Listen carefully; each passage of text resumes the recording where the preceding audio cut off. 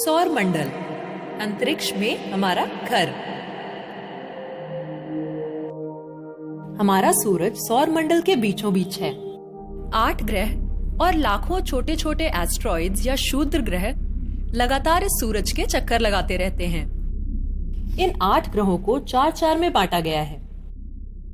पहले 4 में वो ग्रह हैं जो हमारी पृथ्वी जैसे ही हैं, और वो हैं बुध यानी मरकरी, शुक्र यानी वीनस, पृथ्वी यानी अर्थ, मंगल यानी मार्स, और दूसरे हैं वो 4 ग्रह जो गैस के बड़े बड़े गोले हैं, जैसे बृहस्पति या जुपिटर, शनि या सैटर्न, अरुण या यूरेनस और वरुण या नेपच्यून।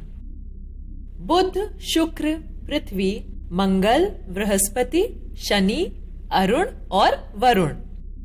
बुध या मरकरी सौर मंडल का पहला ग्रह है। यह सूरज के सबसे ज्यादा पास है।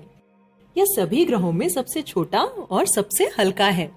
बुध या मरकरी ग्रह सूर्य का एक चक्कर लगाने के लिए जितना समय लेता है, उससे कहीं ज्यादा समय वो अपनी धुरी पर गोल घूमने के लिए लेता है।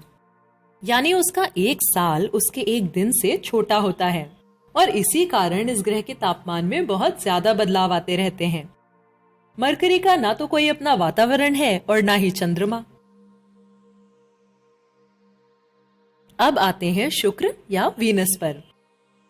सूरज से दूसरे नंबर का यह ग्रह सौर मंडल के चमकते चमचमाते ग्रहों में से एक है, और अब तक मनुष्य को जितने भी ग्रहों के बारे में पता है, ये उनमें से सबसे गर्म है।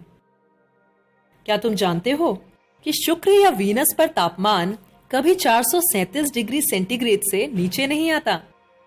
यानी रसोई घर में रखने वाला तेल शुक्र पर अपने आप उबलने लगेगा और उसमें से धुआं भी आने लगेगा। क्या सोच सकते हो, 437 डिग्री सेंटीग्रेड, कितना ज्यादा गर्म होगा यह ग्रह। शुक्र के पास भी कोई चंद्रमा नहीं है। अब अगला नंबर है हमारे घर का, यानी हमारी पृथ्वी, जिसे अंग्रेजी में अर्थ कहते हैं। पृथ्वी इकलौता ऐसा ग्रह है जहां का तापमान ऐसा है जो पानी को तरल रूप में रहने देता है, और यही पानी हमारे जीवन का स्रोत बनता है। अब तक जाने गए ग्रहों में केवल पृथ्वी एक ऐसा ग्रह है जहां हमारा जीवन संभव है। पृथ्वी के पास अपना एक चंद्रमा है जिसे हम सब ने देखा है। मंगल या मार्स सूरज से चौथे नंबर का ग्रह है और सौर मंडल का यह दूसरा सबसे छोटा ग्रह है। मंगल या मार्स इतना छोटा है कि बड़ी मुश्किल से वहां पर वातावरण की एक पतली सी परत पाई जाती है। और जीवन जीने के लिए वातावरण कितना जरूरी है, ये तो तुम सब जानते हो। मंगल की जमीन ढेर सारे ऊबड़ खाबड़ गड्ढों और ऊंचे ऊंचे पहाड़ों से भरी हुई है। मंगल के पास 2 छोटे छोटे चंद्रमा हैं। बृहस्पति या जुपिटर सौर मंडल का सबसे बड़ा और सबसे भारी ग्रह है। यह मुख्यतः हाइड्रोजन और हीलियम से बना है। बृहस्पति के पास 67 चंद्रमा हैं। शनि या सैटर्न सौर मंडल का दूसरा सबसे बड़ा ग्रह है, पर इस बड़े से ग्रह का घनत्व सभी ग्रहों के मुकाबले सबसे कम है। शनि का घनत्व इतना कम है कि अगर तुम एक पानी का टब ले आओ और शनि को उसमें डाल दो, तो अपना शनि लकड़ी की तरह उसमें तैरने लगेगा, लोहे की तरह डूबेगा नहीं। शनि ग्रह अपने बढ़े हुए छल्लों के लिए भी जाना जाता है, जो बड़ी आसानी से दिख सकते हैं।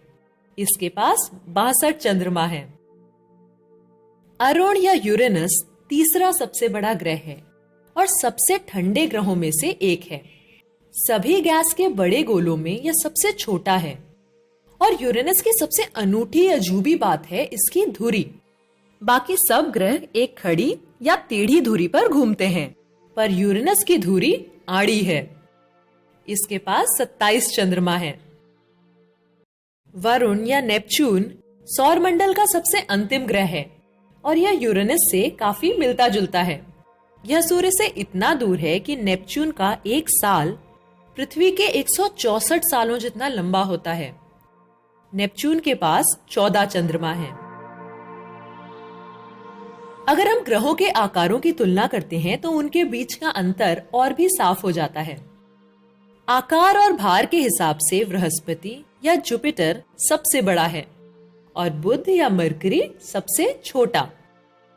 लेकिन बृहस्पति या जुपिटर जैसे विशाल ग्रह की तुलना भी जब हम अपने सूरज से करते हैं तो सौर मंडल का यह सबसे बड़ा ग्रह भी छोटा सा लगने लगता है। हमारा सूरज ना तो ग्रह है ना सैटेलाइट, यह सौर मंडल का एक तारा है, यानी इससे ऊर्जा निकलती है, इसका अपना प्रकाश होता है, ग्रह इससे प्रकाश लेते हैं। हमारे सौर मंडल के भार का लगभग 99% भार तो सूरज का ही बना होता है।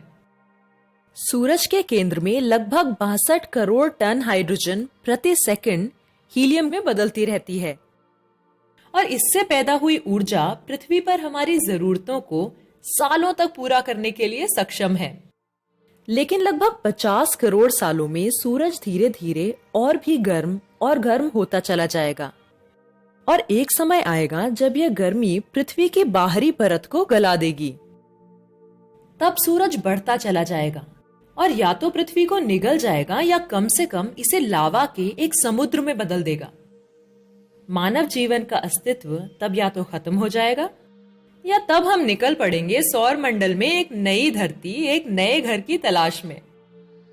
और क्या पता अगले 50 करोड़ सालों में इस रहस्यमयी आकाशगंगा का कौन सा अजूबा हमारा इंतजार कर रहा हो।